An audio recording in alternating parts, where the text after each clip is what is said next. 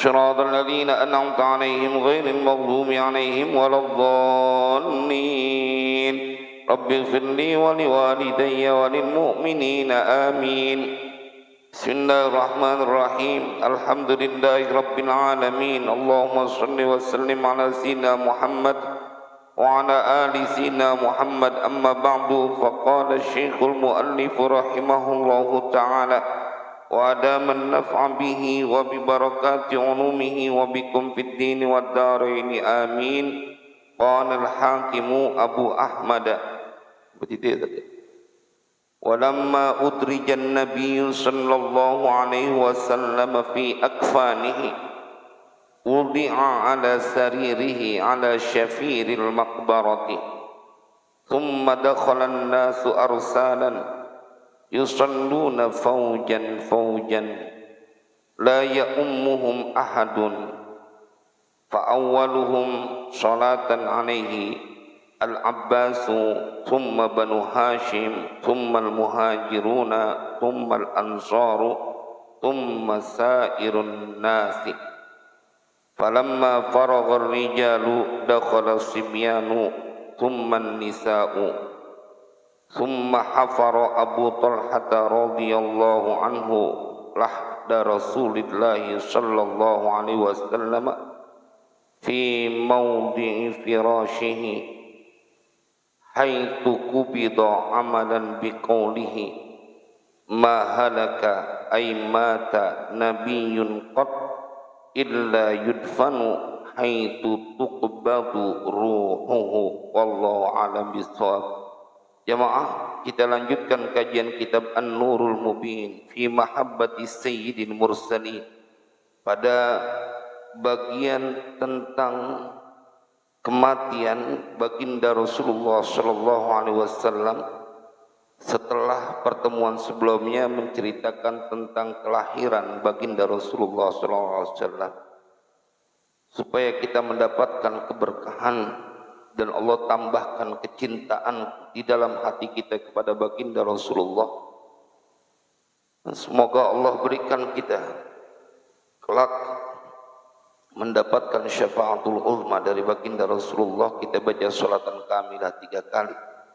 Bismillahirrahmanirrahim. Allahumma salli salatan kamilatan wa sallim salaman taman ala sayyidina Muhammadin alladhi tanhallu bihi al-uqadu wa tanfariju bihi al-urabu وتقضى به الحوائج وتنال به الرغائب وحسن الخواتم ويستسقى الغمام بوجهه الكريم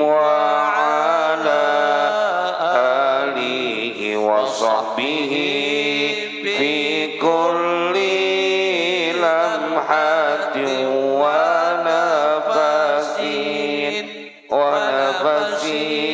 بعدد كل معلوم لك اللهم صل صلاة كاملة وسلم سلاما تاما على سيدنا محمد الذي تنحل به العقد وتنفرج به الكرب وتقضى به الحوائج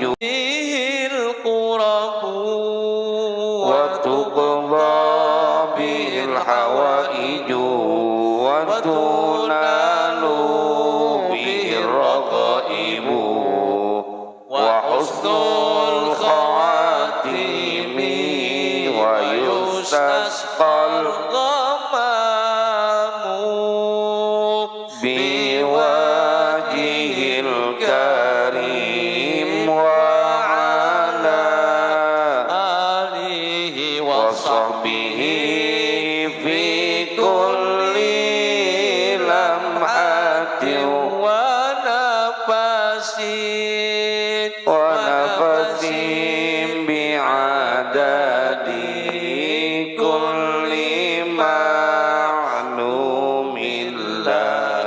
Allahumma salli salatan, dibuka suaranya, wa sallim salaman tamman ala sayyidina Muhammadin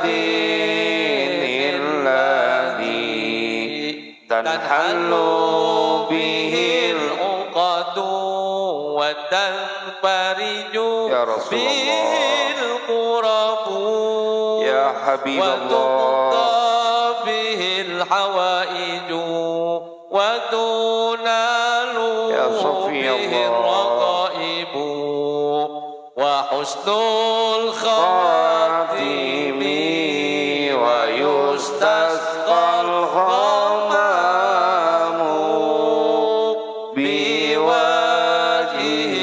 karim wa ala alihi wa sahbihi fi kulli lamhatin wa nafasin bi'adadi kulli ma'dubillah. Bismillahirrahmanirrahim.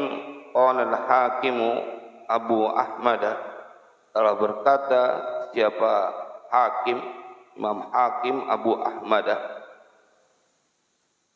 walamma udrija an-nabiy sallallahu alaihi wasallam fi akfanihi wudi'a ala saririhi ala syafiril maqbarati, walamma dan tatkala udrija dibungkus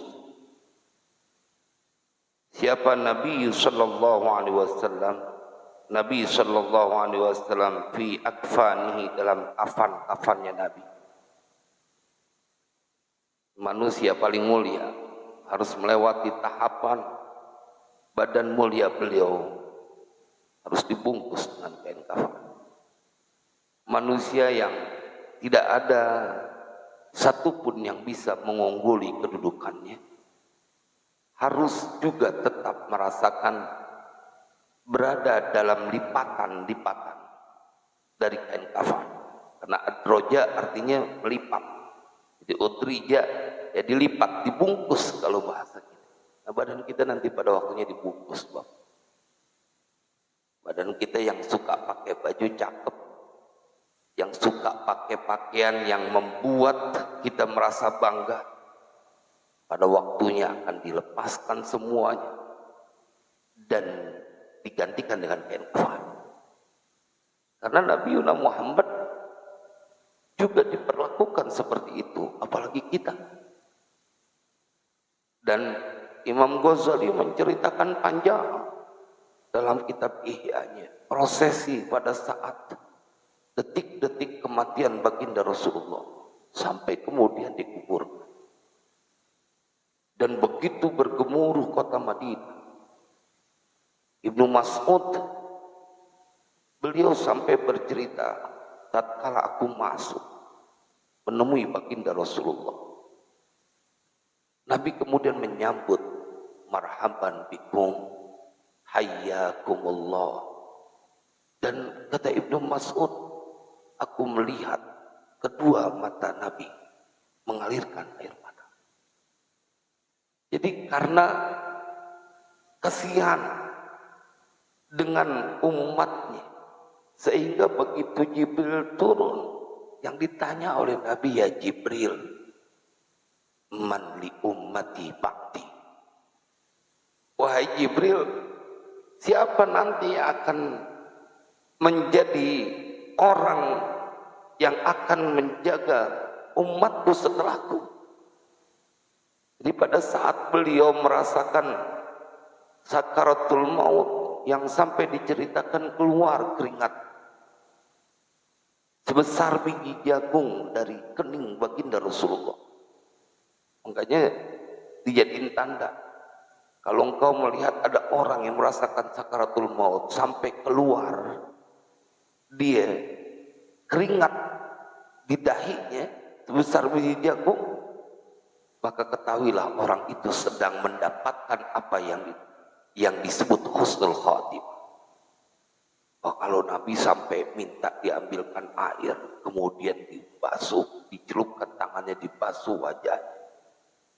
Dan Nabi memikirkan saat merasakan sakit, sakratul maut itu sampai meminta kepada Allah, bila rasa sakit ini bisa diwakili, biarkan aku saja yang merasakan sakit sakratul maut, jangan umatku.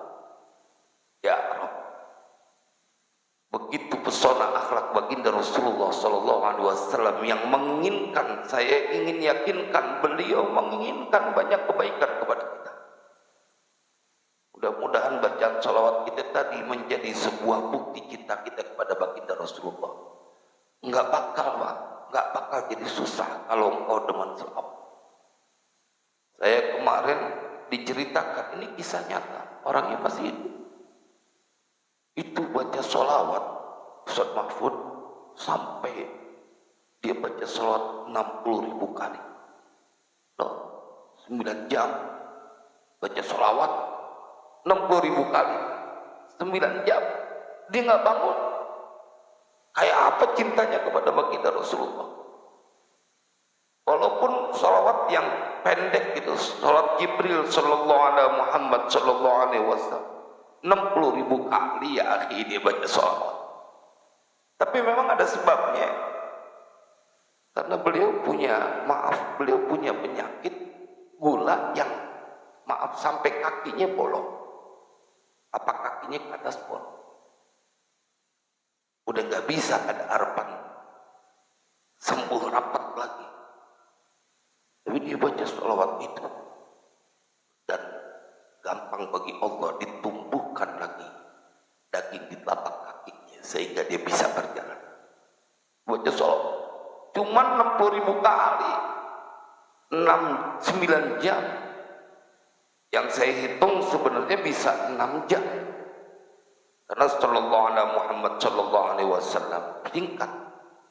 Tapi beliau melakukannya 9 jam karena merasakan setiap kalimat nama Nabi Muhammad saat dia ucapkan, bukan sekedar begitu saja terlepas dalam lisannya, tapi dia merasakan bahwa yang disebut ini adalah nama Nabi Muhammad. Jemaah sekalian yang berbahagia, tetapi Nabi diceritakan oleh Mbah Yai Hashim Asy'ari dalam kajian ini, walamma udrijan nabiyyu sallallahu alaihi wasallam fi akfanihi, dan tatkala dibungkus badan mulia Nabi sallallahu alaihi wasallam pada kafan-kafannya, lembaran-lembaran kafan dari yang membungkus baginda Rasulullah sallallahu alaihi wasallam, wudi'a ala saririhi ala syafiril maqbarati, wudi'a diletakkan siapa Nabi ala saririhi di atas tempat tidurnya Nabi, ala syafiril maqbarati di atas pinggiran kuburannya. Jadi ditaruh dulu di atas dipannya. Makanya kita kalau melihat ada orang meninggal sebelum dikuburin ditaruh di atas dipan. Tsumma dakhalan nasu arsalan, kemudian masuk siapa manusia arsalan, utusan-utusan, yusalluna faujan faujan, mereka sholat hal keadaan mereka sholat faujan faujan, halnya dalam berkelompok-kelompok, faujun kelompok. La ya'ummuhum ahadun, la ya'ummuhum tidak mengimami, hum akan mereka faujan siapa ahadun, satu orang pun. Jadi sholat aja, sholat di hadapannya baginda Rasulullah sallallahu alaihi wasallam, nggak sanggup jadi imamnya. Fa'awwaluhum salatan alaihi al-Abbasu, maka bermula paling pertamanya mereka salatan apanya, menjadi tamyiz apanya, salatnya alaihi atas Nabi sallallahu alaihi wasallam, itu Al-Abbasu, Sayyidina Abbas. Ini pamannya baginda Rasulullah sallallahu alaihi wasallam. Summa Banu Hashim, kemudian Bani Hashim. Summal muhajiruna, kemudian mereka orang-orang muhajirin. Summal ansaru, kemudian orang-orang ansar. Summa sairun nasi, kemudian orang banyak dari manusia, sair sekalian manusia. Falamma faragha rijalu dakhala sibyanu thumma nisa'u, maka tatkala telah selesai ar-rijalu, lelaki-lelaki yang dewasa, dakhala sibyanu, maka kemudian masuklah anak-anak untuk melihat baginda Rasulullah, menyolatkan baginda Rasulullah atau apapun yang dilakukan, dia masuk ada jatah bagian. Tsumman nisa'u, kemudian perempuan. Tsumma hafara Abu Talhah radhiyallahu anhu. Ini bodyguardnya baginda Rasulullah, Abu Talhah.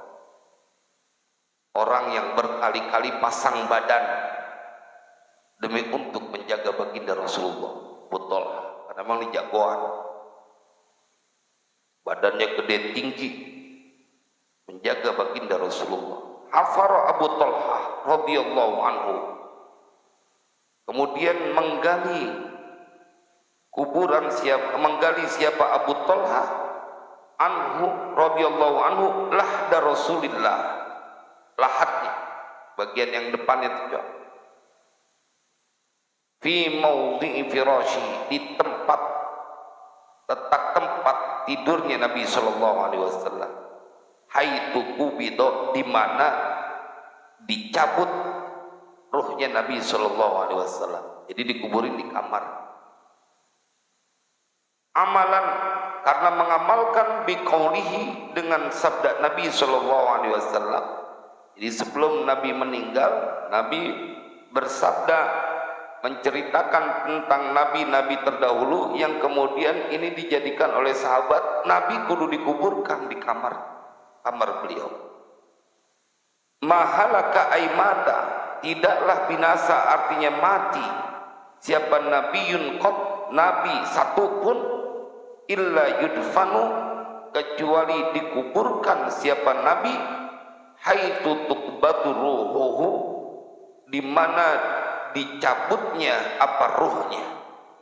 Jadi sebelum Nabi meninggal, Nabi bercerita bahwa tidaklah mati satu orang nabi pun kecuali mereka atau nabi tersebut dikuburkan di mana ruhnya saat itu dicabut. Artinya di tempat itu. Nah, sahabat-sahabat mengingat tentang hadis dari Nabi Shallallahu Alaihi Wasallam yang kemudian mereka menguburkan Nabi, menggali kuburan Nabi di kamar, karena Nabi dicabut ruhnya pada saat beliau berada di kamar. Jadi nggak ada yang kekal. Kalau ada yang paling pantas hidupnya kekal ya Nabi, kesayangan Allah, manusia yang sangat diberikan kedudukan istimewa. Kalau kita ngaji Sahih Bukhari, yang namanya kematian, Nabi Musa juga takut juga memati. Dalam Sahih Bukhari itu malaikat Israel digibeng sama Nabi Musa. Ketika datang malaikat Israel,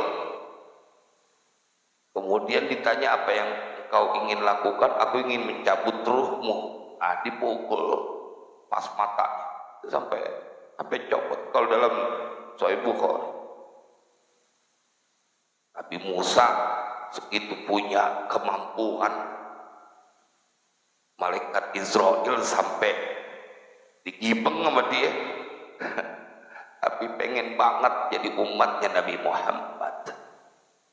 Nabi Musa pengen banget jadi umatnya Nabi Muhammad. Makanya kalau Tuan Syekh guru sekumpul itu, yang kalau haul sampai jutaan yang datang, itu mall semuanya tempat parkirannya di lantai 2-nya, jadi orang pada duduk di situ. Kita kalau mau ke kuburan beliau tuh jalan sampai 3-4 kilo, udah penuh sama manusia. Apalagi yang orangnya gemuk kayak saya, itu bisa lecet. Sampai kayak gitu dudukannya. Beliau bilang sampai, bila ada orang yang bersolawat 1000 kali dalam sehari, maka aku menganggapnya sebagai anak angkatku. Saking kita Tuan Syekh Guru sekumpul, Tuan Guru Zaini Abdul Ghani, itu di Martapura sekumpul. Tapi Nabi Musa pengen betul menjadi umat Rasulullah. Begitu dia nggak mau mati, biarkan dia umur dia panjang, turutin. Terus apa yang terjadi setelah umur panjang? Ya mati juga. Kalau nanti mati juga, sekarang aja dah. Jadi memang kita kudu takut dengan mati, tetapi karena kita belum siap dengan amal yang kita bawa dalam rangka untuk terus memperbanyak amal kita. Kan kata Imam Ghazali, 3 manusia. Yang pertama munhamik, orang yang gemes banget sama dunia, kagak inget mati. Kalaupun ingat mati, bukan karena dia ingat matinya, tapi karena dia udah putus asa sama dunia. Yang kedua adalah orang yang taib, mudah-mudahan kita di dalamnya. Ya ini orang yang mengingat kematian, tetapi dia takut sama mati karena khawatir belum cukup amalnya. Yang ketiga adalah orang yang arif, yang setiap hari, setiap saat mengingat akan kematian, nggak sabar pengen ketemu Allah. Sabar. Kita kalau ngebaca kitab-kitab tasawuf, bagaimana mereka begitu mendapatkan kedudukan yang istimewa pada saat setelah berpindah kehidupan dari alam dunia ke alam barzakh. Jadi nikmat di alam barzakh kalau amalnya banyak. Kalau amalnya kagak banyak ya capek juga ya. Karena cuma 2 keadaan, susah dan senang pada saat di alam barzakh. Tapi terjadi Pak, saya selalu ingin mengingatkan usikum wa nafsi bittaqwallah. Kayak dari alam rahim kemudian ke alam dunia. Alam rahim sempit banget, nyaman kata bayi, dia nggak tahu dunia gede banget. Sama ketika mereka yang takut dengan kematian, karena ente nggak tahu alam barzakh tuh kelewat nikmat. Alam barzakh tuh kelewat nikmat karena engkau akan mendapatkan sesuatu yang tidak pernah kau bayangkan pada saat di dunia. Tahapannya begitu. Kalau di dunia kita masih bayar listrik juga, ya seenak-enaknya gitu bayar listrik juga. Apalagi ntar kalau udah ada tapera, nah tabungan apa tuh? Penderitaan rakyat apa? Kesian banget ya, emang begitu kalau pemimpinnya masih manusia biasa, demennya nyusahin rakyat. Iya Bang, dimintain. Tapi kalau baginda Rasulullah pemimpin sejati, ya pemimpin sejati, mikirin jangan sampai umatnya dapat kesusahan, jangan sampai umatnya mendapatkan penderitaan. Baginda Rasulullah, beliau sampai 3 hari narok batu di lambungnya. Itu pemimpin tuh Sayyidul Anbiya wal Mursalin. Kalau kita kan kagak, siapa yang korupsi, siapa yang kudu nalangin. Iya, duit diambil. Emang perlu kita ingetin Pak, mudah-mudahan Allah hadirkan di republik ini pemimpin-pemimpin yang sayang sama rakyatnya. Dikira gak berat tanggung jawabnya. Fa'awwaluhum salatan ali al-Abbas. Mana tadi? Amalan biqauli ma halaka aimata nabiyyun qad illa yudfanu haitsu tuqbadu ruhuhu wa dufina sallallahu alaihi wasallam. Dan kemudian dikuburkan Nabi sallallahu alaihi wasallam. Wah, kayak apa tuh rasanya campur aduk hati para sahabat karena ngelihat langsung bagaimana sang kekasih harus dimasukkan, diturunkan ke dalam tanah. Rontok Pak, kita punya hati ngelihat bapak kita, ngelihat ibu kita masukin ke dalam tanah, rontok. Bohong dia kagak rontok. Sekeras-kerasnya hati orang saat itu pasti rontok, walaupun setelah itu yang anak durhaka akan keras lagi. Tapi saat melihat bapaknya ditaruh di dalam diapah, kita ngerasain rontok. Kita punya hati, separuh jiwa kita serasa ikut terpendam bersama ayah kita. Nih lelaki yang siang dan malam nyari nafkah buat memenuhi kebutuhan kita. Kalau sampai ada yang kagak hatinya jadi sedih pada saat ayahnya dikuburkan, emang udah paling keras tuh hati, dan lebih keras dari batu. Saya waktu menyaksikan Sayyidil Walid Al-Habib Ali bin Abdurrahman As-Segaf, tubuhnya diturunkan ke tanah, ke dalam tanah. Aduh, hati kita tuh kayak diiris-iris. Ini orang yang kita sangat hormati, kita sangat cintai. Bagaimana kalau baginda Rasulullah? Hati para sahabat saat itu berderai air mata karena memang harus dilakukan, tetapi ini kepada seorang yang mereka sangat cintai. Saya Pak ngerasain begitu udah ditutup, ditimbun dengan tanah. Kan kita ada yang namanya nginjek-nginjek tuh, ya kan, nginjek-nginjek. Itu saya pedal bagian kaki. Sayyidil Walid Habib Ali bin Abdurrahman As-Segaf, saya termasuk dapat karunia bisa turun untuk nginjek-nginjek. Tapi begitu kita bagian kaki kita nginjek-nginjek, yang lain pada nginjek-nginjek, nggak tega kita naik lagi. Ini guru kita pakai tangan ditekan-tekan. Itu guru kita, bagaimana Nabi Yuna Muhammad SAW. Kebayang nggak para sahabat begitu menderita hati mereka saat harus melakukan kepada orang yang paling mereka cintakan. Sallu ala Nabi, sallu ala Nabi. Wa nazala fi hufratihi al-Abbasu wa Aliyun wal Fadlu. Di dalam kitab Ihya diceritakan juga yang turun adalah wa nazala fi hufratihi, dan turun ke lubangnya Nabi Shallallahu Alaihi Wasallam Sayyidina Abbas dan Ali dan Fadl. Namanya ada satu sahabat namanya Al-Fadl. Wa qasama Ibn Al-Abbasi wa Syakran, dan memberikan jasad Nabi. Jadi 3 orang di bawah udah siap, yang namanya Sayyidina Abbas, Ali dan Fadl. Waqasama, dan memberikan, artinya menjulurkan jasad atau memberikan jasad Nabi Shallallahu Alaihi Wasallam Ibn al-Abbasi, 2 anak dari Abbas, anak dari Sayyidina Abbas, artinya sepupunya baginda Rasulullah. Wa Syakranu, dan 1 orang namanya Syakran. Jadi 3 orang ada di bawah, 3 orang ada di atas. Aduh, tambah ini lagi tuh pada saat nurunin, air mata udah gak ketahanan.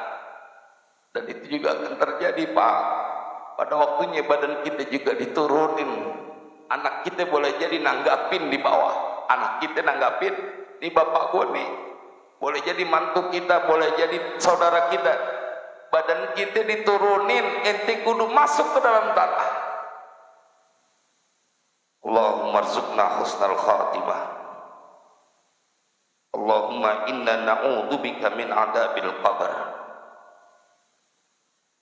Ya Allah, kami berlindung kepadamu dari siksa kubur.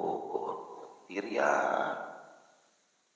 Ya, bahkan bagi orang yang tidak selamat di kuburan, tidak selamat selanjutnya. Siapa orang yang selamat di kuburan, selamat selanjutnya. Utsman bin Affan kalau ziarah pasti nangis. Bayangin bagaimana berada pada saat di dalam kuburan.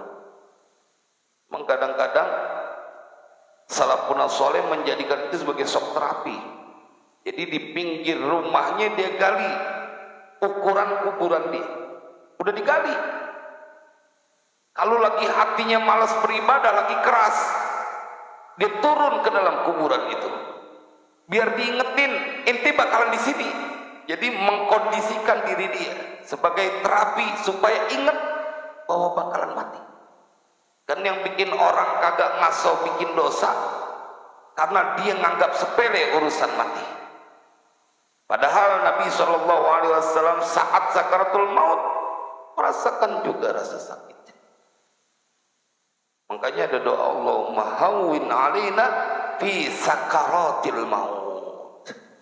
Ya Allah, ringankan atas kami pada saat merasakan sakaratul maut. Wah, itu sampai diajari sama Al-Habib Abdullah bin Ali Al-Haddad, dipesan betul, siapapun engkau saat merasakan sakaratul maut, maka pada saat itu kedepankan roja, harapan. Jangan takut, tapi kedepankan roja. Kalau saat kita masih hidup sekarang nih, kudu seimbang roja dan khauf kepada Allah.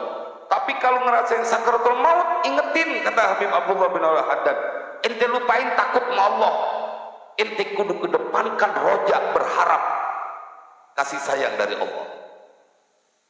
Bagaimana kita ngerasainnya? Ntar masing-masing ngerasain. Yang di sekitar kita sih kagak ngeliat, kagak tahu. Tapi yang sedang merasakan sakaratul maut, kalau dalam Al-Quran diceritakan dia ngeliat malaikat yang sampai ogah nyentuh. Kalau orang yang durhaka tuh, maka malaikat nyabutnya nggak dicabut, dikebuk, dipukulin, keluar sampai begitu. Itu diceritakan di Al-Quran. Allahumma sallimna ya Rabb, Allahumma hawwin alaina fi sakaratil maut. Wa yuqalu, dan dikatakan, kana Usamah bin Zaid wa Aus bin Khawla ma'ahum, dan dikatakan Usamah bin Zaid dan Aus bin Khawla ma'ahum, bersama dari mereka dua anak Ibnu Abbas dan Sakron. Dikatakan ini berlima, ada juga bukan cuma bertiga yang nurunin. Kalau yang nanggapin di bawah 3 orang ya. Wadufina fil lahdi, dan dikuburkan siapa Nabi fil lahdi, di lahat. Jadi kalau bahasa kitanya lubang landak ya, yang agak mencolok ke dalam tuh. Kemudian dimiringin kita ngadep kiblat, dibukain kita punya pocong-pocongan tuh, dibukain, disuruh nyium kita punya tanahnya itu diciumin. Kemudian kakinya juga ikutannya dibuka, dan diganjel bantalnya pakai tanah bulat-bulat. Itu ada orang yang saking persiapan, tanah bulat-bulatnya udah dibikin sama dia sendiri. Jadi diajak wirid. Jadi kalau dia sholat tuh tanah itu udah ada tuh di tempat sholatnya. Ada yang, kalau saya punya guru, buat dinding ari-arinya, kayu ketepnya ya, ketep. Itu termasuk saya udah punya. Kalau antum main ke pesantren tuh ada kayu jati yang di tempat pakai sholat, itu kayu ketep yang kita siapkan buat nanti nutupin kita punya badan. Udah dipakai baca Al-Quran, udah dipakai sholat sama santri, kita juga udah pakai wirid di situ. Karena saya punya guru melakukan itu. Jadi kalau kita lagi diri sholat, memang disuruh mengingat kematian gitu, supaya menghadirkan kehusyuan. Yang kita injek ini adalah dinding ari, ketep yang bakalan nemenin kita. Mudah-mudahan nahan supaya nggak ngejet. Berikhtiar supaya kita mendapatkan keselamatan dari siksa kubur. Gak main-main tuh siksa kubur, banyak. Abu Yasefulin Amsir, Allah yarham, saya punya guru pernah cerita, satu waktu kuburan salah alamat. Jadi yang dikuburin itu digali, ada 2 pemakaman umum, kemudian ada orang yang jelek amalnya dikuburin di tempat itu. Rupanya itu tempat buat seorang yang dia punya jabatan. Salah, mau nggak mau diangkat. Begitu diangkat, nggak lama, kata beliau, cuman beberapa jam, 3 sampai 4 jam, jenazah kedua nyampe, rupanya udah ditempatin sama yang lain, digali. Namanya pejabat dan emang dia punya haknya di situ, digali. Begitu digali, itu orang yang di dalam sudah hangus terbakar. Gak jadi dah uruk lagi, uruk. Kalau dalam kitab Irsyadul Ibad ila Sabilir Rasyad, itu ada seorang abang yang dia saking sayang sama adik perempuannya, begitu nguburin dia yang nurunin sendiri. Itu di dalam kitab Irsyadul Ibad ila Sabilir Rasyad. Begitu dia udah uruk, dia pulang keingetan, dia punya dompet rupanya jatuh, kis, dompetnya jatuh. Dia ingat pasti lagi nguburin, digali. Saya sih ketika ngebaca ini pasti dompet isi duitnya banyak ini, sampai dia gali. Kalau dompet kosong mah ngapain dia gali? Duitnya banyak tuh berarti, digali dia sayang, digali. Begitu digali dia kaget ngelihat adiknya ternyata sedang dililit dengan api.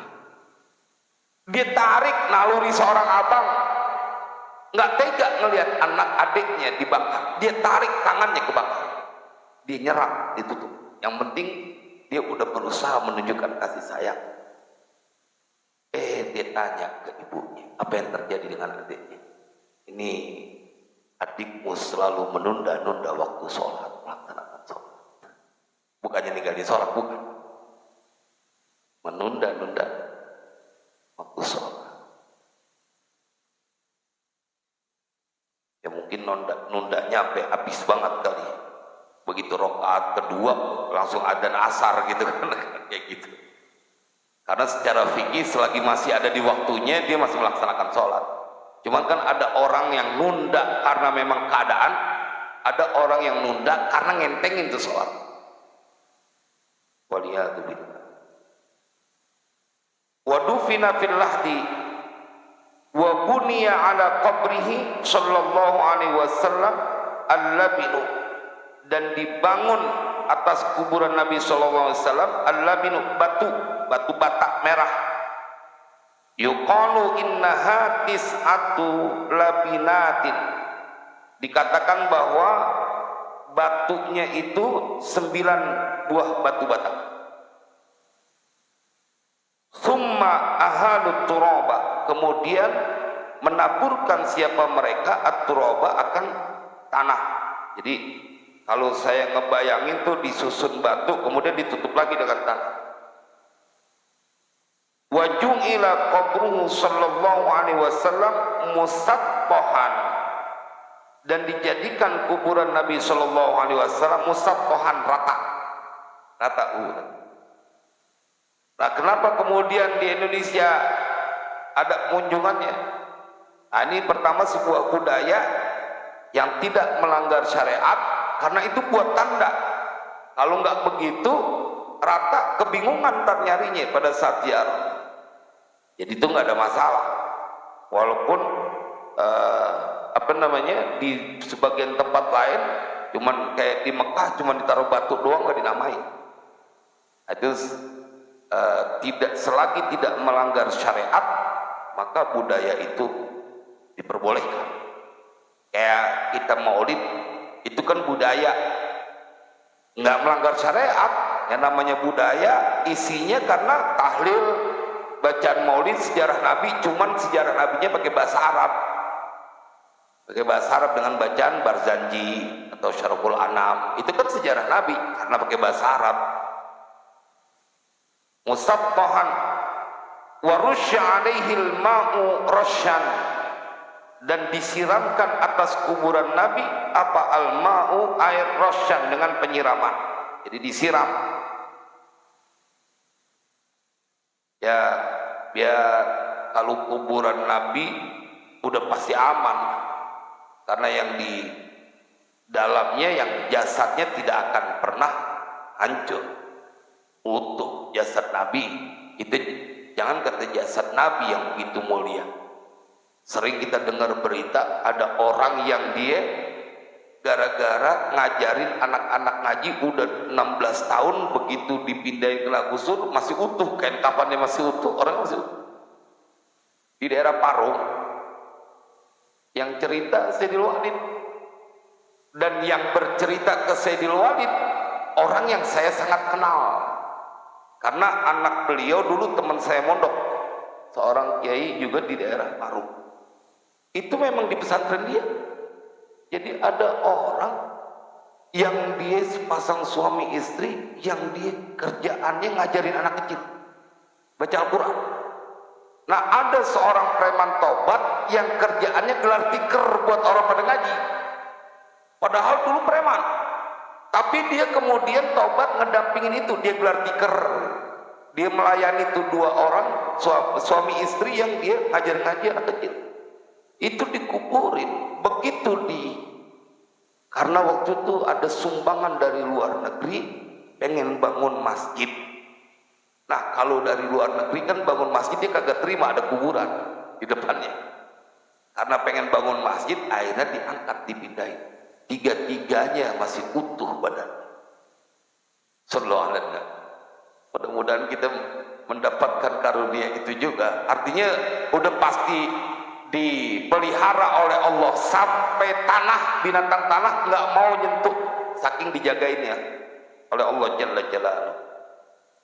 Qala al-Hakim, Abu Ahmad telah berkata, Hakim Abu Ahmad, yuqalu, dikatakan, mata Abdullah, telah mati siapa? Abdullah, bapaknya, ayahnya Nabi Muhammad SAW, walidu Rasulullah SAW, rupanya ayah Rasulullah SAW.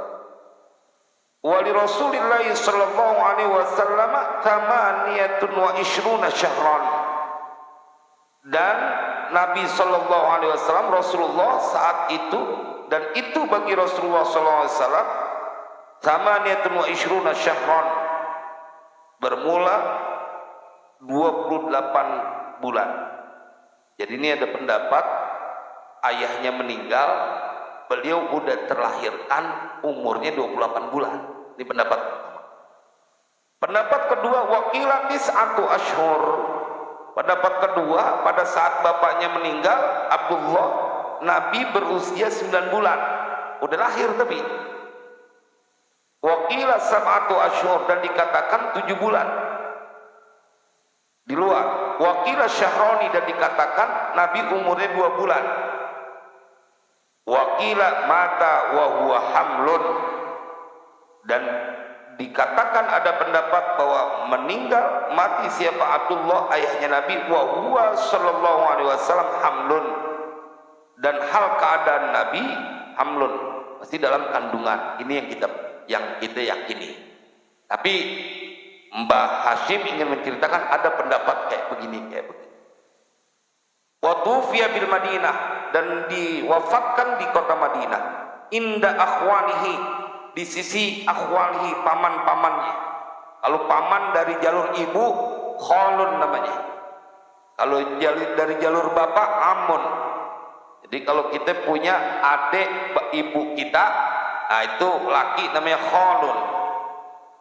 Bani Najjar, dari Bani Najjar, wadufina bil Abwa, dan dikuburkan di Abwa. Wa mata jadduhu Abdul Muttalib, dan mati siapa? Kakeknya Nabi Abdul Muttalib, yakni Abdul Muttalib, walahu sallallahu alaihi wasallam samani sinina, dan Nabi sallallahu alaihi wasallam berumur 8 tahun. Waqila situn, dan dikatakan bahwa 6 tahun. Waqila ashrun, asharu, dan dikatakan bahwa 10 tahun. Yang kita pahami adalah pada saat Nabi berumur 8 tahun, karena ibunya meninggal, Nabi umur 6 tahun, dirawat oleh kakeknya Abdul Muttalib 2 tahun. Jadi pada saat umur 8 tahun Nabi meninggal, Nabi umur 8 tahun, kakeknya meninggal. Wa ausa bihi li Abi Thalib, dan mewasiatkan siapa kakeknya? Bihi, dengan Nabi, li Abi Thalib, kepada pamannya Abi Thalib. Kenapa diwasiatkan dirawat oleh Abi Thalib? Karena Abu Thalib itu saudara satu ayah satu ibu dengan Abdullah. Jadi Abu Lahab pamannya, tapi bukan satu ibu. Nah, ini satu ibu, dan hidupnya juga pas-pasan. Wa mata Rasulullah sallallahu alaihi wasallam walau sittu sinin, dan telah mati meninggal siapa ibunya Nabi, dan Nabi pada usia 6 tahun. Wakila arba'un, dikatakan 4 tahun. Matat bil Abwa, meninggal ibunya Nabi di Abwa. Makanun baina Makkah wal Madinah, sebuah tempat antara Makkah dan Madinah. Wa bu'itha sallallahu alaihi wasallam, dan diutus Nabi sallallahu alaihi wasallam rasulan, sebagai rasul, halnya sebagai rasul, ilan nasi, kepada nasi, kafatan, secara keseluruhan, wa huwa ibnu arba'ina sanah, dan Nabi dalam umur 40 tahun. Wa aqama bi Makkah ba'da nubuwah, dan menetap Nabi di Mekah setelah kenabian, talata asyrata sanah, 13 tahun di Mekah. Summa hajara ilal Madinah, kemudian hijrah siapa Nabi ke kota Madinah. Faqama biha, maka menetap siapa Nabi biha, di kota Madinah, asyra sinina bila khilafin, 10 tahun tanpa ada perbedaan pendapat. Jadi 13 tahun di Mekah, 10 tahun di Madinah, 63 tahun. Tapi hitungan hijriah. Jadi kalau hitungan masehinya nggak sampai 63, karena hitungan hijriah itu lebih cepat gitu. Hitungan hijriah kan cuma ada 29 dan 30, 29 hari atau 30, tapi kalau hitungan masehi ada yang 31. Nah, maka itu yang bikin selisih. Artinya secara masehi belum sampai 63 tahun. Makanya kalau ada orang bilang umur 63 tahun udah dapat bonus, umur 62 tahun juga ada bonus. Karena kalau ngitung masehi, kita kan ngitungnya masehi. Nah, mudah-mudahan dengan ngaji ini kita menjadi orang-orang yang semakin dibuat semangat untuk meraih kebahagiaan, bukan cuma di dunia, tapi juga nanti pada saat dikubur dan kemudian pada saat dibangkitkan. Nah, kita insya Allah lanjutkan minggu depan kepada bagian-bagian yang akan menyita perhatian dan suasana hati kita. Mudah-mudahan Allah berikan kita kemudahan. Bismillahirrahmanirrahim. Alhamdulillah rabbil alamin. Allahumma shalli wa sallim ala sayyidina Muhammad wa ala ali sayyidina Muhammad. Allahumma ya Rabbana bi rahmatika wa bi jahi nabiyyikal Mustafa wa bi jahi awliyaika wa bi jahi muallif hadzal kitab. Ya Allah, sahil umurana wa umura auladina wa dzurriyyatina wa talamidina wa man ahsana ilaina wa man awsana bid du'a wa man lahu haqqun alaina. Ya Maulana, hasil maqasidana wa maqasid wa umura auladina wa dzurriyyatina wa talamidina wa man ahsana ilaina wa man awsana bid du'a wa man lahu haqqun alaina. Ya Maulana, hasil maqasidana wa maqasid